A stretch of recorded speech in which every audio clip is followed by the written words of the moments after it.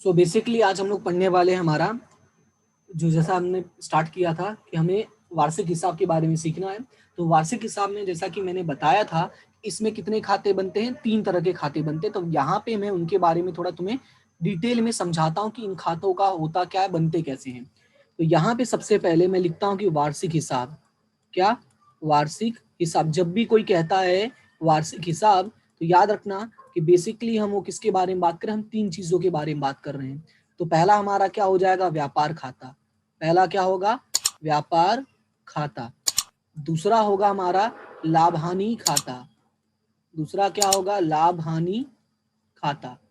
और जो हमारा तीसरा होता है वो होता है आर्थिक चिट्ठा। तीसरा क्या हो जाएगा हमारा, आर्थिक चिट्ठा। इन 3 चीज के बारे में हम बेसिकली वार्षिक हिसाब में पढ़ते हैं। तो अभी मैं एक छोटी सी स्टोरी टाइप का मैं तुम्हें बताता हूँ, जिससे तुम्हें एक प्रॉपर आइडिया लगेगा कि वार्षिक हिसाब में यानी ये जो 3 खाते बनते हैं, इसमें कौन सी एंट्री व्यापार खाता में, कौन सी एंट्री लाभानी खाता में। क्योंकि एंट्रियां देखो बहुत सारी होती, याद रखना थोड़ा मुश्किल होता है। लेकिन अगर ये स्टोरी समझ लेते हो तो तुम्हारे लिए काम जो है वो आसान हो जाएगा। समझ लो, तुम्हारा जो मेहनत है वो आधा लगेगा। ठीक है, बस तुम्हें थोड़ी सी चीजें याद रखनी पड़ेंगी। ओके, तो आवाज सभी को सुनाई दे रहा है प्रॉपर? एक एज्यूम करता हूं कि मान लो जैसे कि मेरी एक दुकान है, ठीक है, और मेरी जो दुकान है वो है सूरत में। मेरी दुकान कहाँ है, सूरत में। तो मैं एक छोटी सी दुकान भी बना लेता हूं।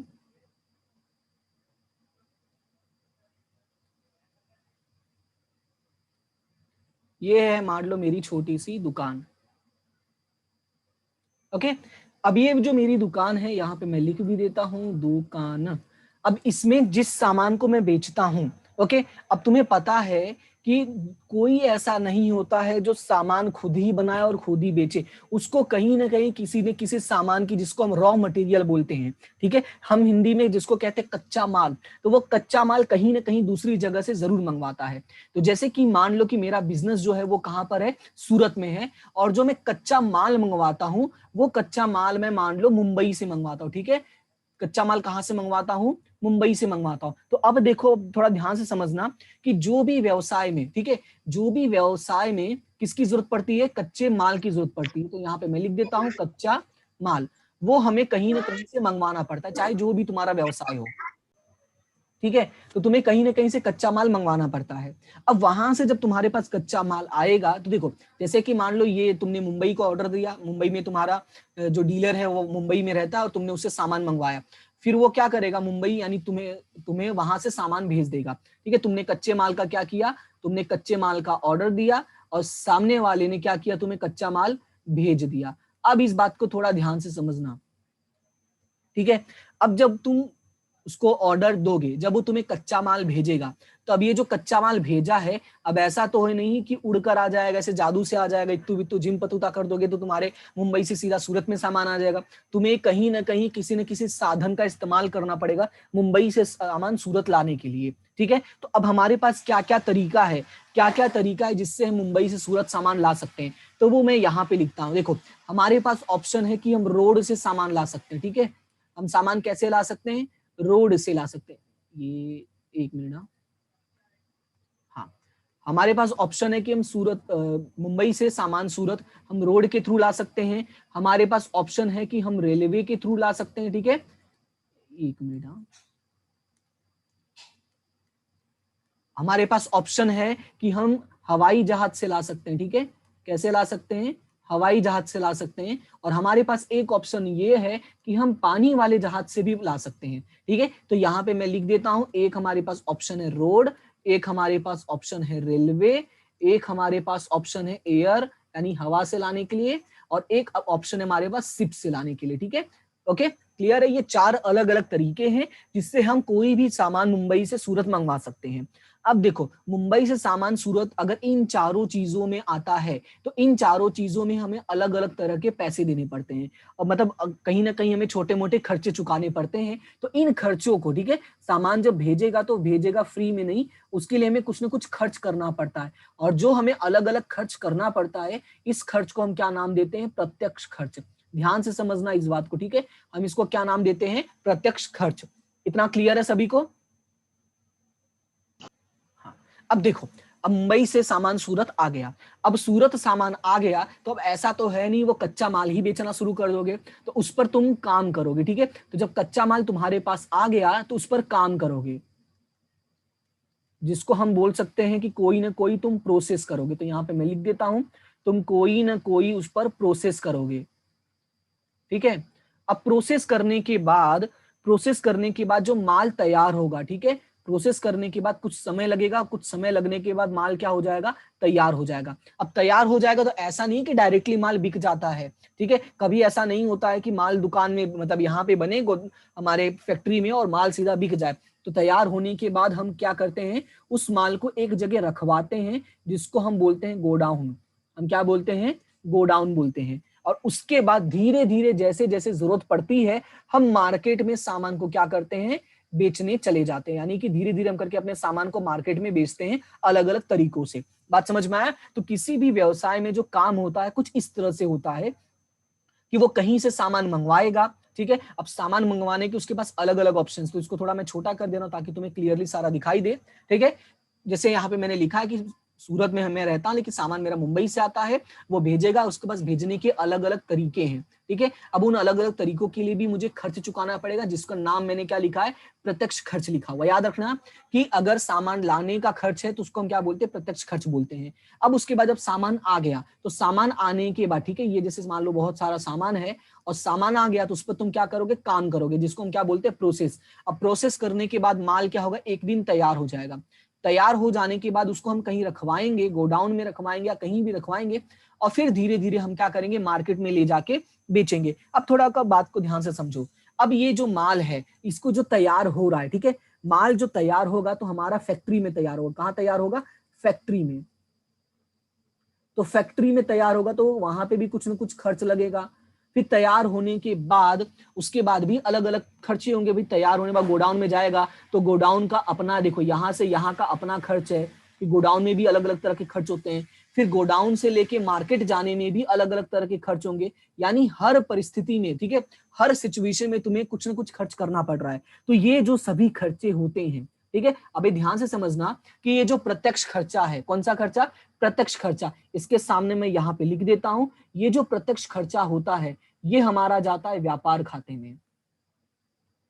अब मैं थोड़ा इसको यहाँ पे टिक करूंगा रेड पेन से यूज करके। देखो क्या क्या है समझना है कि जो हमने माल का ऑर्डर दिया, यानी जो कच्चा माल हमने खरीदा था, ठीक है, हमने जो कच्चा माल खरीदा था वो माल आया, ठीक है, सामने वाले ने माल भेजा, अलग अलग प्रकार के खर्च हमने चुकाए, ये सभी, ठीक है, ये सभी जो यहाँ पर हुआ है ये सभी हमारा कहाँ जाता है, व्यापार खाते में जाता है। उसके बाद जब तुम माल तैयार करने जाते हो तो हम तुम्हारे पास फैक्ट्री होगी।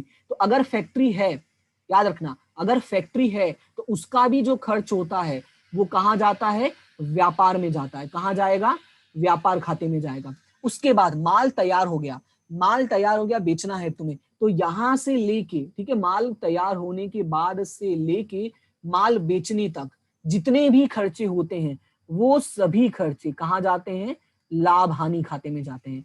कहाँ जाएंगे, लाभ हानि खाते में जाएंगे। तो बता, इतना सभी को क्लियर हुआ? अब यहाँ पे देखो जो हमारे बुक में दिया गया है मैं इसको समझाता हूं। अगर वो स्टोरी दिमाग में रख लोगे तो तुम्हें समझ में आ जाएगा। अब जैसा कि मैंने कहा कि हमारा काम होता है सूरत में, सूरत से लेके हमने मुंबई तक ऑर्डर दिया है। तो जैसे तुम सूरत से लेके मुंबई में ऑर्डर दे रहे हो, अब देखो उसके बीच में क्या क्या हो रहा है। सबसे देखो पहला लिखा है माल का स्टॉक, दिखाई दे रहा होगा तुम्हें, लिखा हुआ है प्रारंभिक माल का स्टॉक। एक चीज याद रखना, ये उधार साइड होता है और इधर एक जमा साइड होता है। पूरा नाम ऐसे लिखना पड़ेगा। अब जैसे यहाँ पे मान लो श्री सचिन है तो सचिन का तारीख 31/3/2000, जो भी तारीख होगा याद रखना, यहाँ पे आएगा 31/3, हमेशा अंतिम तारीख लिखते हैं कि दिन पूरे होने वाले वर्ष का व्यापार खाता। इस तरह से तुम्हें हेडिंग लिखना पड़ता है। अब देखो इसमें क्या क्या चीजें आती हैं वो समझो। सबसे पहले तुम्हें लिखना होता है माल का स्टॉक, प्रारंभिक माल का स्टॉक। अब इसको बात को ध्यान से समझो। जैसे कि मैंने मुंबई में ऑर्डर दिया था तो ऐसा नहीं है कि मेरे पास एकदम माल जीरो हो जाएगा तब मैं ऑर्डर दूंगा। कोई भी दुकानदार ऐसा नहीं होता कि जब माल एकदम जीरो हो जाए तब ऑर्डर देता है। जब थोड़ा बहुत बचा रहता है ना तभी ऑर्डर दे देता है। जैसे मैं एग्जांपल दूं तुम्हारे घर का, तुम्हारे घर में भी देखो ऐसा ही होता है कि जब थोड़ा बहुत सामान बचा रहता है तभी मम्मी बोलती जाओ बेटा मार्केट से सब्जी लेकर आओ, मार्केट से ये सामान लेकर आओ। जब थोड़ा बहुत बचा रहता है तब। ऐसा नहीं हो कि एकदम जरूरत हो तभी मंगवाओ, क्योंकि वो रिस्क होता है। ठीक है, तो वही बात है यहाँ पे। तो सबसे पहले हमारे पास माल का स्टॉक बचा होगा, तो वो तुम्हारा आ जाएगा उधार साइड में। क्लियर है? उसके बाद देखो हमने माल खरीदा, तो माल खरीदा कहाँ आ जाएगा? उधार साइड में आ जाएगा। और इसमें से जो हमने माल वापस कर दिया होगा, याद रखना कि माल का स्टॉक और हमने माल खरीदा, और अगर कुछ वापस कर दिया है तो वो आ जाएगा माइनस में, यानी देखो यहाँ पे लिखा हुआ है घटाओ। उसके बाद अगर कोई अन्य तरह से, ठीक है, कोई भी अन्य तरह से तुम्हारा माल गया है, तो याद रखना ये जो अन्य तरह से लिखा हुआ है, इसमें मैं यहाँ पे साइड में लिख देता हूं एक चीज कि बिक्री के अलावा, ठीक है, बिक्री के अलावा किसी भी अन्य तरह से अगर माल जाता है, ठीक है, बिक्री के अलावा किसी भी वजह से अगर व्यवसाय में से माल जाता है तो वो तुम्हारा कहां पर आएगा?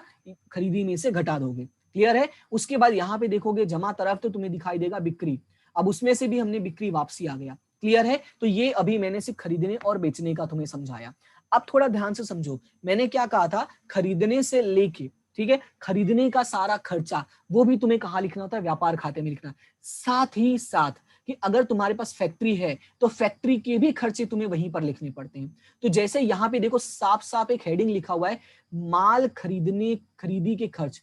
अगर ध्यान से देखोगे तो यहाँ पे साफ साफ लिखा है माल की खरीदी के खर्च, जिसका मैंने तुम्हें बोला कि जब तुम ऑर्डर देगो तो फ्री में, मतलब ऐसे उड़कर नहीं आ जाएगा, जादू से नहीं आ जाएगा, किसी न किसी तरीके से आएगा। तो वो सारे तरीकों के जो खर्च होंगे वो यहाँ पे आ जाएगा। जैसे देखो मजदूरी लिखा है, गाड़ी में सामान चढ़वाने के लिए मजदूरी देना पड़ा होगा, आवक माल गाड़ी किराया देना होगा, रेलवे से आया होगा तो रेलवे किराया देना होगा, लारी से आया होगा तो लारी भाड़ा देना होगा, गोदाम में रखा गया होगा तो गोदी चार्ज देना पड़ेगा, डॉक पर रखा गया तो डॉक चार्ज देना पड़ेगा। जैसे तुम्हें पता है जहाज से आता है तो पहले सामान एक जगह रखा जाता है, डॉक जिसको बोलते हैं, तो वहां पे भी तुम्हें खर्चा देना पड़ेगा, क्योंकि सामान अभी तक तुम्हारे पास आया नहीं है, अभी भी रास्ते नहीं है। तो जितना भी खर्चा होगा सब तुम्हें व्यापार में ही लिखना है। फिर क्लियरिंग चार्ज, देखो कोई अगर, अब जैसे तुम्हें पता है कि अगर माल आ चुका है तो वहां से निकालने के लिए भी कुछ कभी कभी पैसे चुकाने पड़ते हैं। फिर एक होता है डैमरेज, एक होता है दरमाया, एक होता है खारजात, एक खराजात नहीं होता, खारजात होता है, और एक होता है वारफेज। तो ये जो चार विचित्र नाम तुम्हें दिख रहे हैं ना, ये जो चार विचित्र नाम है ये भी तुम्हारे कहाँ आएंगे? याद रखना है कि ये चारों विचित्र नाम भी तुम्हारे कहाँ आते हैं? व्यापार खाते में। ये भी अलग अलग तरह के खर्च होते हैं, इनका मतलब मैं अभी तुम्हें समझा देता हूं। और साथ ही साथ मैंने एक वर्ड यूज किया था कि अगर तुम्हारे पास फैक्ट्री है तो फैक्ट्री में अगर कोई काम होता है, तो फैक्ट्री में अगर काम हो रहा है उससे जुड़ा हुआ जो भी खर्च होता है वो तुम्हारा कहाँ जाएगा? व्यापार में ही जाएगा। तो जैसे अगर तुम ध्यान दोगे तो यहाँ पे लिखा हुआ है उत्पादक मजदूरी, सॉरी क्या है? उत्पादक मजदूरी, क्योंकि हमें पता है उत्पादन कहाँ होता है? फैक्ट्री में ही होता है। फिर रॉयल्टी, देखो कारखाना लिखा है, फैक्ट्री को हिंदी में कारखाना ही बोलते हैं, तो याद रखना भाई कभी कभी फैक्ट्री भी लिखा रहता है, तो मैं फैक्ट्री इसीलिए बोल दे रहा हूँ क्योंकि कभी कभी वो गलती से, कहते हैं ना, गलती से मिस्टेक हो गई, ऐसा होके वो फैक्ट्री लिख देते हैं। ठीक है, तो याद रखना है फैक्ट्री और कारखाना एक ही होता है। तो अगर फैक्ट्री है तो फैक्ट्री का भी किराया देना पड़ेगा, फैक्ट्री का कर भरना पड़ेगा, फैक्ट्री में भी बिजली लगेगी तो उसका खर्च देना पड़ेगा, उसमें ईंधन लगेगा, कोयला लगेगा, गैस लगेगा, तुम जिस तरीके से फैक्ट्री चला रहे हो उसके खर्च चुकाने पड़ेंगे। फिर उसके बाद उपयोग में ली सामग्री, तो फैक्ट्री में जो मशीन है उसमें ऑयल, ग्रीस, उसकी घिसाई, प्लांट यंत्र की घिसाई, वो सभी चीजें कहां पर आ जाएंगी? तुम्हारे व्यापार के उधार में। तो याद रखना है कि व्यापार के उधार में हमें खर्च लिखना होता है। क्या लिखना होता है? हमें खर्च लिखना होता है। तो अगर ध्यान दोगे तो ये सारी चीजें खर्च से जुड़ी हुई हैं, लेकिन अब कौन से खर्च आएंगे उसके लिए तुम्हें बस ये स्टोरी याद रखनी है कि सूरत से लेके, ठीक है, कहां से? सूरत से लेके मुंबई के बीच में जो भी काम हुआ था वो सारा कहाँ आएगा? व्यापार में। साथ ही साथ कि हमारा जब माल तैयार हो रहा था, यानी माल तैयार करने का जो प्रोसेस था, वो प्रोसेस में लेके जितना भी खर्चा हुआ था, यानी ये वाला जो फैक्ट्री खर्च है, वो भी हमारा कहाँ जाएगा? ओ सॉरी, वो भी कहाँ जाएगा? हमारा व्यापार में ही जाएगा। ठीक है, यही बस तुम्हें याद रखना है। और उसके बाद तैयार होने के बाद जो बाकी के खर्चे होते हैं वो तुम्हारा कहाँ जाएगा? लाभ हानि में जाएगा। ठीक है, ये छोटी छोटी चीजें हैं, इतना याद रखो, तुम्हें फॉर्मेट याद रखने में आसानी हो जाएगी। ठीक है, तो सभी को ये व्यापार के उधार वाला समझ में आया? तो ये तो मैंने अभी बताया तुम्हें। ठीक है, हाँ क्या हुआ बोलो? ये तो मैंने तुम्हें उधार वाला बता दिया। अब इसके देखो जमा में भी कुछ चीजें आती हैं। बिक्री का तो मैंने तुम्हें क्लियर बता दिया भाई, बिक्री याद रखना है कि बिक्री आय होती है। जैसे मैंने शॉर्ट में तुम्हें यहाँ पे बोला कि खर्च यहाँ पर आएगा तो यहाँ पर क्या आएगा? आय आएगा, बस ऐसे याद रखो। और बिक्री तो भाई तुम्हें पता ही आय होती है। साथ ही साथ एक दो नाम और है, एक दो नाम और है, उसमें क्या है? भंगार माल का विक्रय। जैसे कभी कभार होता है भाई माल जल जाए, माल खराब हो जाए, उसका बेच दोगे तो वो भी तुम्हारा इसी में आ जाएगा। और साथ ही साथ अंतिम माल का स्टॉक याद रखना है, प्रारंभिक हमेशा उधार में आएगा और अंतिम हमेशा जमा में आएगा। ठीक है, इतना लिखने के बाद तुम्हें क्या करना होता है, इसका टोटल करना पड़ता है। ठीक है, क्या करोगे, इसका टोटल करोगे। तो यहाँ पे थोड़ा ध्यान से समझना, टोटल करने के बाद अगर, ठीक है, टोटल करने के बाद अगर डिफरेंस यहां पर आ रहा है, ठीक है, ये दिख रहा है ना तुम्हें, अगर डिफरेंस यहां पर आएगा, ये जो मैंने यहाँ पे सर्कल किया, तो ये तुम्हारा क्या होगा, लाभ होगा। कैसे, मैं तुम्हें समझाता हूं, बहुत आसानी से समझ जाओगे। देखो मैंने क्या कहा कि ये वाला कौन सा पक्ष होता है, जमा, और इसमें हम क्या लिखेंगे, आय लिखेंगे।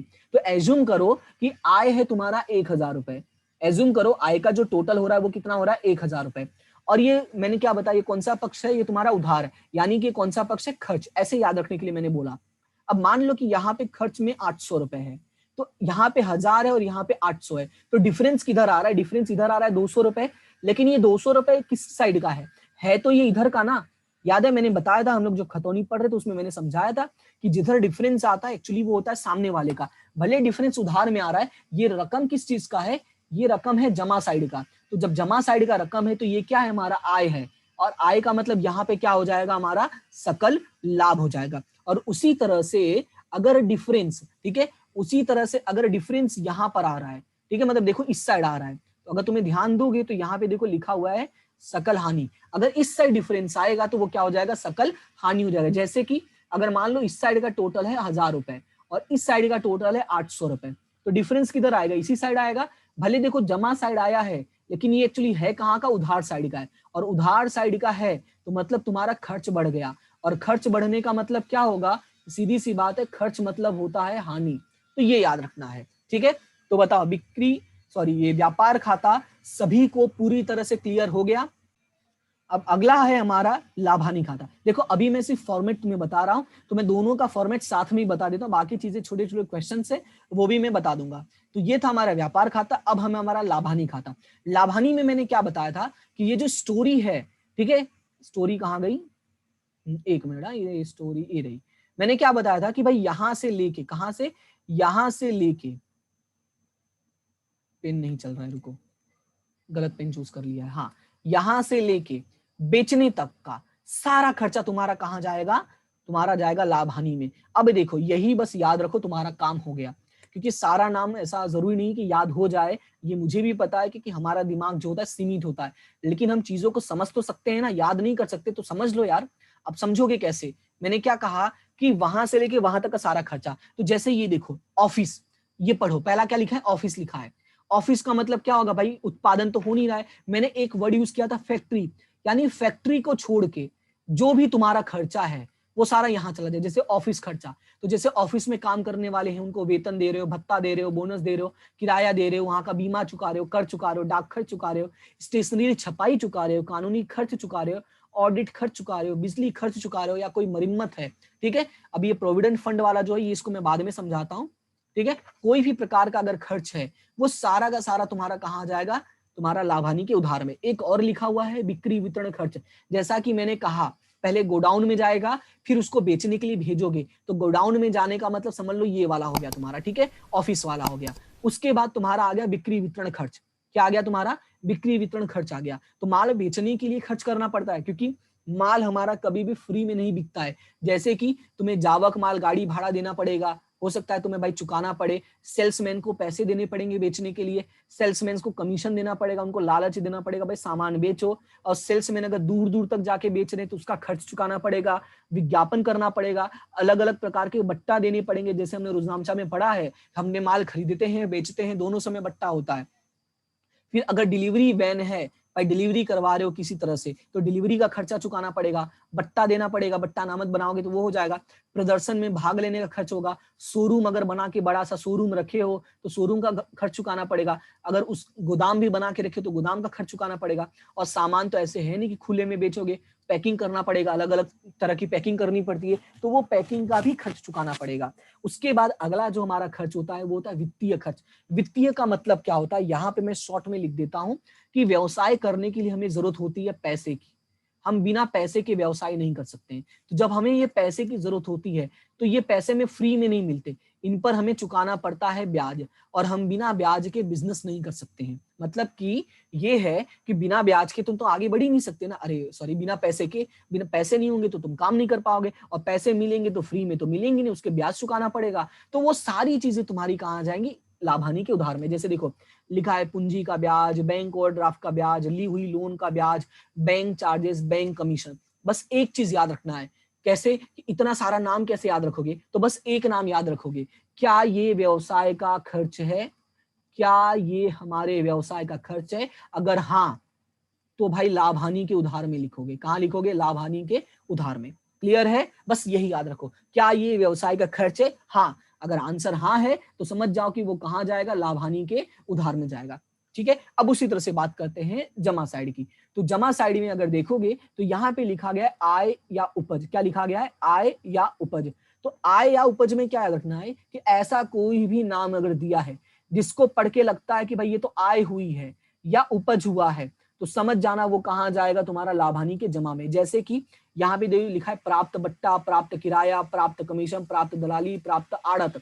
बस याद रखो प्राप्त प्राप्त लिखा है मतलब तुमको पैसे मिले हैं, और तुम्हें पैसे मिले हैं तो तुम्हारी आय है, वो कहां चला जाएगा, लाभ हानि के जमा में। उसके बाद अगला क्या है, विनियोग का ब्याज, दी हुई लोन का ब्याज। देखो जैसे हमने ब्याज चुकाया है वैसे ही कभी कभी सामने वाले हमें ब्याज चुकाते हैं, तो जब सामने वाले हमें ब्याज चुकाएंगे तो वो हमारे लिए क्या होगा, लाभ होगा। ठीक है, आहरण का ब्याज भी उसी तरह से हमें मिलेगा। डूबत ऋण अगर रकम कभी वापस आ जाए, संपत्ति को बेचने से कभी लाभ हो जाए, रद्दी को बेचने से लाभ हो जाए, या भंगार की आय हो जाए, फुटकर आय हो जाए, या उम्मीदवार का प्रीमियम, ये सारी चीजें क्या मानी जाएंगी, व्यवसाय की आय मानी जाएंगी। क्लियर है इतना, तो बताओ लाभ हानि के बारे में कोई डाउट है किसी को, कुछ प्रॉब्लम।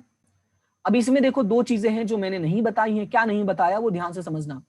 सबसे पहले ये ऊपर चलते हैं वापस, ऊपर वाले में अगर तुमने ध्यान दिया होगा तो मैंने बताया था कि डिफरेंस निकालने पे दो चीजें मिलेंगी, या तो सकल लाभ मिलेगा, ठीक है, क्या मिलेगा, या तो सकल लाभ मिलेगा या तो सकल हानि मिलेगा। याद रखना कि या तो सकल लाभ हो या तो हानि, इनकी क्रॉस एंट्री करनी पड़ती, यानी ये इधर जाएगा और इधर वाला डिफरेंस इधर जाएगा, यानी जो सकल लाभ है वो लाभ हानि के जमा में जाएगा, ठीक है, और जो हानि है वो लाभ हानि के उधार में जाएगा। ऐसे याद रखो, क्रॉस एंट्री। ठीक है, तो अगर यहां पे मैं चलता हूं, दिखाता हूं तुम्हें, ये देखो एकदम ऊपर अगर ध्यान से देखोगे तो यहाँ पे देखो लिखा है सकल हानि व्यापार खाते से लाए, सकल लाभ व्यापार खाते से लाए, यानी जो भी लाभ या हानि होगा वो हमें लाभ हानि खाते में सबसे पहले लिखना पड़ता है। तो सकल लाभ हम सबसे पहले जमा तरफ लिखेंगे और सकल हानि सबसे पहले उधार तरफ लिखेंगे। ठीक है, ये चीजें तुम्हें थोड़ा सा याद रखनी है। अब उसके बाद ये खाता जब बन जाता है तो इसका भी हमें डिफरेंस निकालना पड़ता है। ठीक है, ये भी खाली खोटा नहीं बनेगा, इसका भी हमें क्या करना पड़ेगा, डिफरेंस निकालना पड़ेगा। तो डिफरेंस निकालने के लिए और भी चीजें हमें हैं जो मैंने बताया नहीं। ओके ओके, चलो अच्छा ये वाला भी समझ लो, फिर मैं डिफरेंस वाला बताता हूँ। तो यहाँ पे देखो अन्य खर्च वाला भी लिखा है, ये फॉर्मेट हो जाए तो जो तुम्हें याद रखना पड़ता है, तो ये फॉर्मेट में अलग से तुम्हें समझाऊंगा। दो चीजें मैंने बोली है समझाने के लिए, एक बोला है मैंने ये प्रोविडेंट फंड में हिस्सा, और एक ये है, दोनों ही पॉइंट में तुम्हें साइड में बाद में समझाता हूँ। और उसके बाद देखो अब यहाँ पे सारा नुकसान नुकसान लिखा है, तो वो तुम्हें सिंपल है। ठीक है, नुकसान नुकसान जहां पे भी आ जाए वो तुम्हारा लाभानी के उधार में चला जाए, तो ये तो याद रख लेना। और डूबत ऋण है तो डूबत ऋण तो वैसे ही नुकसान होता है, वो लाभानी के उधार में ही आएगा। और किसी भी प्रकार की संपत्ति की घिसाई है तो घिसाई भी व्यवसाय का क्या होता है, एक तरह से खर्च होता है, तो वो भी तुम्हारा उधार में ही आएगा। तो ये सारे चीज होने के बाद तुम्हें क्या करना पड़ता है, डिफरेंस निकालना पड़ता है। तो डिफरेंस जब निकालोगे तो डिफरेंस याद रखना कि अगर तुम्हारा डिफरेंस उधार तरफ आया तो ये क्या हो जाएगा, शुद्ध लाभ। जैसे पहले सकल लाभ हुआ अब क्या हो जाएगा, शुद्ध लाभ हो जाएगा। और यहाँ पे जैसे पहले सकल हानि हुआ था अब क्या हो जाएगा, शुद्ध हानि हो जाएगा। ठीक है, तो ये दो चीजें तुम्हें याद रखनी है। अब कुछ चीजें मैंने बोला था जो मैं तुम्हें बाद में समझाऊंगा। एक बोला था मैंने प्रोविडेंट फंड में हिस्सा, तो यहाँ पे थोड़ा ध्यान से समझो। देखो कोई भी व्यवसाय होता है उसमें जो कर्मचारी काम करते हैं, एक नियम होता है, अभी आजकल ये नियम सभी जगह लागू हो गया है कि जो कर्मचारी होते हैं उनके सैलरी का, ठीक है, जो भी उनकी सैलरी होती है, सैलरी का जो कुछ भाग होता है, ठीक है, ध्यान से समझना, सैलरी का जो कुछ भाग होता है वो जो कंपनी के मालिक होते हैं वो क्या कर लेते हैं, कट करके अपने पास रख लेते हैं। ठीक है, क्या करते हैं, कट करके अपने पास रख लेते हैं। अभी ध्यान से समझना इसको। हाँ, मैंने क्या कहा कि वो सैलरी का कुछ भाग कट करके अपने पास रख लेते हैं। तो ये जो कट करके अपने पास रखा हुआ है ना, इसे कट किए भाग को बोला जाता है प्रोविडेंट फंड, यानी इसको शॉर्ट में बोलते हैं पीएफ, यानी कि प्रोविडेंट फंड। अब ध्यान से समझो, अब ये प्रोविडेंट फंड तो हमारा पैसा है ना, तो हमारा ही अगर पैसा है तो ये रखेंगे तो हमको क्या फायदा होगा, ठीक है। तो इसीलिए कंपनी के जो मालिक होते हैं वो भी समझदार होते हैं, उनको भी पता है कि भाई कर्मचारी जो है वो विरोध ना करे, ठीक है, बगावत ना करे। इसके लिए वो लोग क्या करते हैं, ऐसा बोलते हैं कि देखो भाई, हमने तुम्हारा कुछ पैसा कट किया है जो है पीएफ, ये तुम्हें भी पता है, अभी इस पैसे में हम भी कुछ जोड़ देंगे। यानी मालिक भी क्या करता है, कुछ जोड़ता है, मालिक अपना हिस्सा देता है, मालिक अपना हिस्सा देता है। अब ध्यान से समझो, इसका मैं एग्जांपल देके बताता हूं। जैसे कि मान लो कि तुम्हारा 100 रुपए कट किया गया है, कितना रुपए कट किया गया है, 100 रुपए कट किया गया है, तो मालिक क्या करेगा, अपने जेब से भी 100 रुपए लगा देगा, ठीक है। तो अभी ध्यान से समझना, ये जो प्रोविडेंट फंड है, ठीक है, ये प्रोविडेंट फंड है, ये है किसका, ये है कर्मचारी का। किसका है, कर्मचारी का है, मालिक का नहीं है। तो कंपनी के लिए ये जो प्रोविडेंट फंड है, ये क्या बन जाएगा, कंपनी के लिए दायित्व बन जाएगा। ये कहाँ लिखना है ये मैं अभी समझाऊंगा, बस अभी ये थोड़ा सा स्टोरी याद रखो, ठीक है। अब उसके बाद मालिक ने क्या किया है, अपना हिस्सा दिया है। तो मालिक ने अगर अपना हिस्सा दिया है तो वो उसके लिए क्या हो गया, खर्च हो गया। तो खर्च हमें कहाँ लिखना होता है, हमें लिखना होता है लाभ हानि में। कहाँ लिखना होता है, लाभ हानि में। और यहाँ पे वही देखो लिखा है, प्रोविडेंट फंड में हिस्सा। तो अभी बस इतना ही याद रखो, बाकी की ये जो जानकारी है मैं इसको नेक्स्ट क्लास में इसको तुम्हें यहीं से कंटिन्यू करूंगा, इसको मैं मिटाऊंगा नहीं, और इसको मैं वापस समझा दूंगा और यहीं से मैं कंटिन्यू करूंगा, ताकि जो अगला हमारा आर्थिक चिट्ठा है वहां पे तुम्हें समझ में आ जाए। क्योंकि इसमें एक दो चीजें जो मैं बाकी है वो मैं कंप्लीट कर देता हूँ, नहीं तो इसी में टाइम चला जाएगा, ठीक है। तो इसको मैं आगे बताऊंगा, तब इसका स्क्रीनशॉट या नोटबुक में लिख लेना जैसा मैंने लिखा है। अभी थोड़ा हम दूसरी तरफ चलते हैं, जो हमारा दूसरा पॉइंट है। दूसरा पॉइंट है हमारा डूबत ऋण वाला, ठीक है। दूसरा पॉइंट क्या है हमारा, डूबत ऋण वाला है। तो डूबत ऋण का तुम्हें ये फॉर्मेट होता है, ठीक है, याद रखना है कि डूबत ऋण का एक फॉर्मेट होता है, और वो फॉर्मेट तुम्हें पूरा याद रखना पड़ेगा। अब ये फॉर्मेट याद कैसे रखोगे, इस फॉर्मेट का तरीका होता है। तो तरीका ये है कि तुम लिखोगे 2 बार डूबत ऋण। क्या लिखोगे, 2 बार डूबत ऋण। तो देखो मैंने भी लिखा 2 बार डूबत ऋण। 2 बार लिखोगे अनामत। अनामत कौन सा, डूबत ऋण अनामत। 2 बार लिखोगे डूबत ऋण और 2 बार लिखोगे डूबत ऋण अनामत, इस तरह से डूबत ऋण और डूबत ऋण अनामत।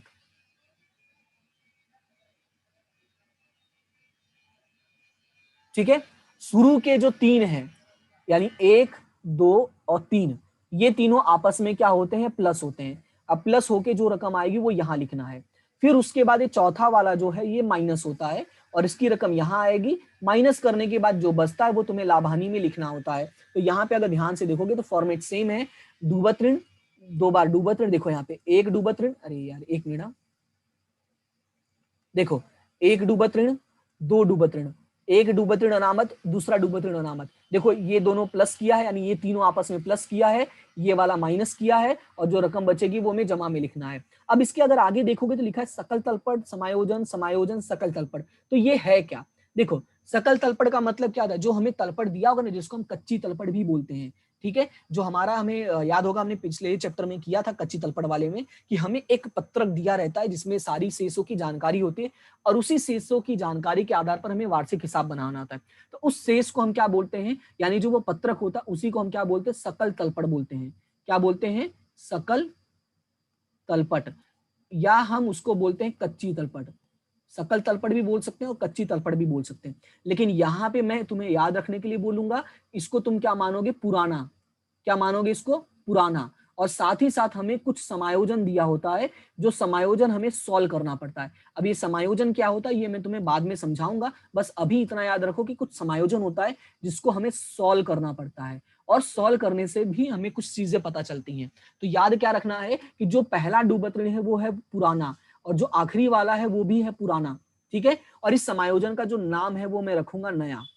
तो ये 2 चीजें याद रखो, इसका नाम मैंने क्या रखा है, इसका नाम मैंने रखा है पुराना, और इसका नाम मैंने क्या रखा है, नया। तो ये जो पहला है ये तुम्हारा क्या होगा, पुराना। ये जो आखिरी है ये भी तुम्हारा क्या होगा, पुराना। और ये जो बीच के दोनों हैं ये दोनों क्या होंगे, नए होंगे, यानी नया नया। तो याद क्या रखना है, 2 पुरानों के बीच में 2 नया, बात समझ में आया? तो ये फॉर्मेट है। अभी फॉर्मेट बस याद रखो, चीजें जो डिटेल में है, जैसे जैसे हम आगे बढ़ते जाएंगे मैं तुम्हें डिटेल में समझाता जाऊंगा। ठीक है, तो बता, इतने में किसी कोई तकलीफ?